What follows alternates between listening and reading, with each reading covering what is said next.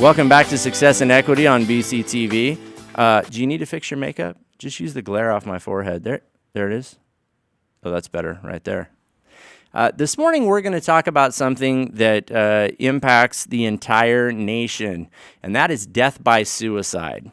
And if you feel uncomfortable because of what I just said, you're not alone. I talk to several media colleagues on a regular basis about the ideas that I'm bringing to the show and things that I plan on writing about. And these range from human sexual behaviors to substance abuse to what we do with our garbage and how we go to the bathroom. And these folks, a lot of them, I can't get them to be quiet when I bounce ideas off of them. But when I brought up death by suicide, I got a lot of, okay, ... and nothing.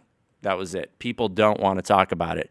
And we're with Ray Purcell, and he serves a very vital role on campus running the Student Health Center.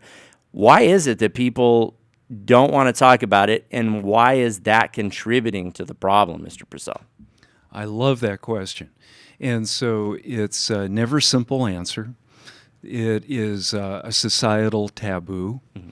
It is counterintuitive to everything we are because we are ingrained to survive.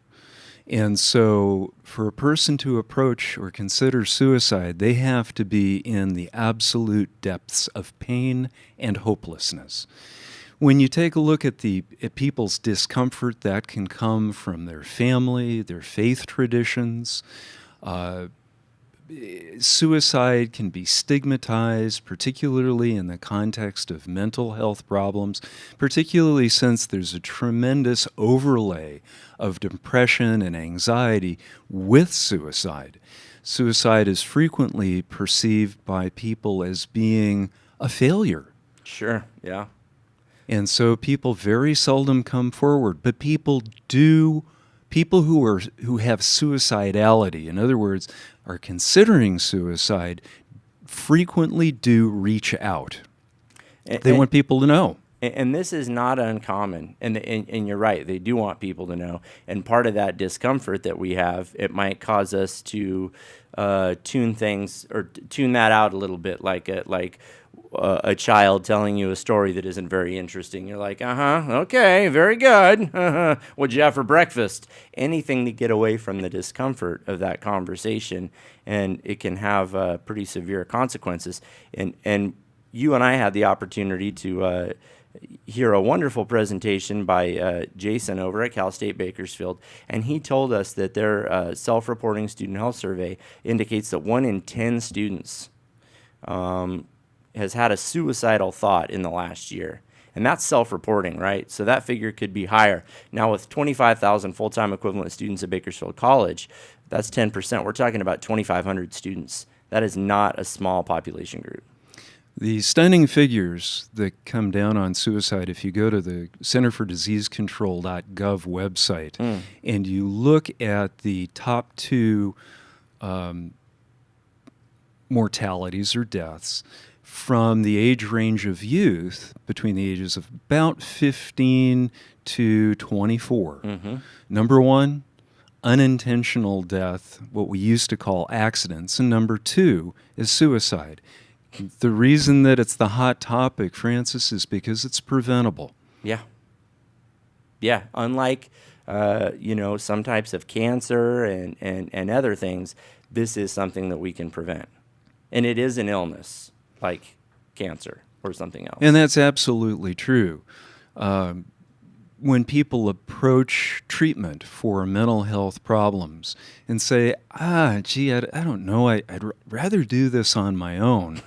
Sometimes you have to say, well, if you went out and you were hit by a car, God forbid, and you've got a broken leg, you come into the emergency room on an ambulance. Do you turn around to the doctor and say, no, that's okay, doc. I'm gonna use my hands here and claw my way out the door, and let's just see how it turns out. Yeah, I'm gonna tough this one out. There's treatment, and many people who have suicidality are calling for help, sometimes in not so subtle ways, by dropping hints like, well, I've put my affairs in order.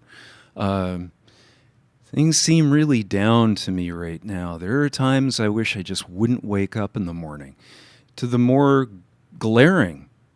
Some of the more glaring signs of suicidality are substance abuse, an increase of drinking and illegal drugs, irritability, including even anger, too much or too little sleep, sometimes signs of depression.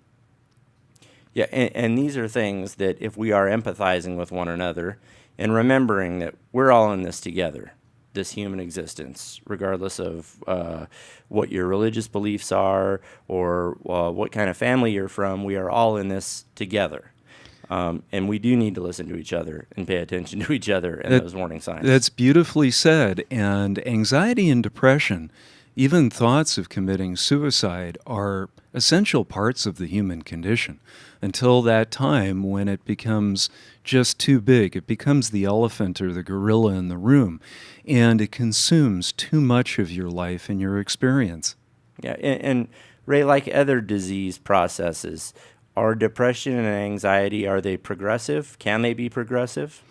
Depending on the specific depression type, usually, though, are somewhat progressive.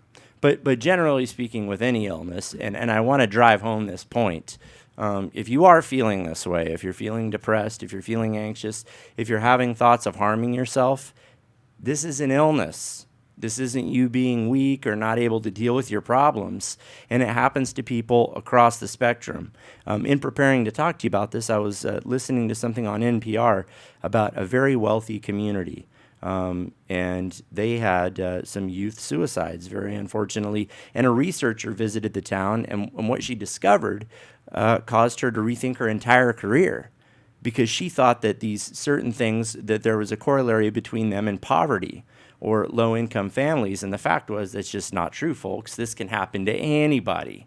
It cuts a wide swath. Yeah. It knows no boundaries. It knows no groups nor class. Yeah. Yeah, and getting back to the disease process thing, early treatment helps pretty much everything. Early recognition and treatment prevent recurrence.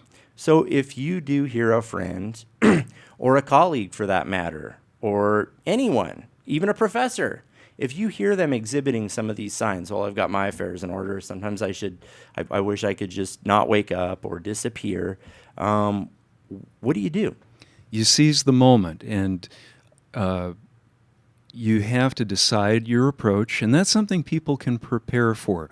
There are programs like QPR that we were discussing that our colleague from Cal State has been doing on the Bakersfield College campus, and it really comes down to a compassionate use of self in deciding what the approach is, should that time come, that is correct for you.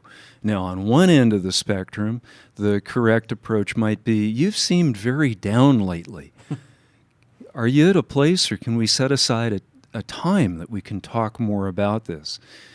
I've seen you absent from class. I've seen you absent from work. Have things been hard? To, I'm really worried about you. You've seemed much more edgy. You've seemed much more angry. You're short with your coworkers and classmates. Your schoolwork is tardy. It's not the quality that it once was. Are you down? How bad is this? Have you thought about killing yourself? And there it is. That's the thing that nobody wants to ask. And there are very few diseases that we could prevent by talking, or tragic outcomes, actually. But this is one of them. That's true. And you don't have to be a trained professional, just a compassionate human being. This is essentially a part of the human condition.